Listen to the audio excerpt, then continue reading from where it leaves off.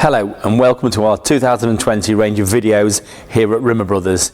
Now if you like and subscribe to our videos, there's going to be a £10 gift voucher for the best comment on each of our videos throughout 2020. I'm going to fit a new steering wheel to this 2001 Defender TD5. To start fitting the new steering wheel, it's a fairly simple job. Just get a screwdriver and just prise out the centre cap. Just be careful. I mean, it doesn't matter on this one, we're going to put a new steering wheel, so that's not the end of the world.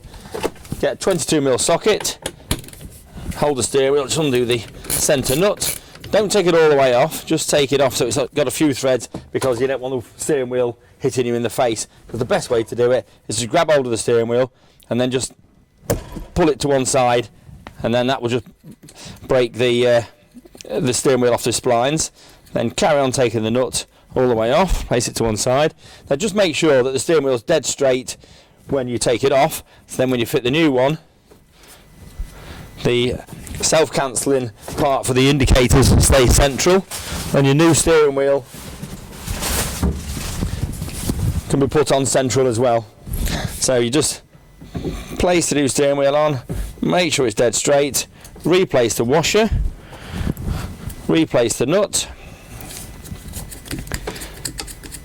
tighten that up with your 22mm socket. Just hold the steering wheel again, just tighten it. Tight enough. Replace your centre badge. Just clips in like so. And that's it. Time for a cup of tea.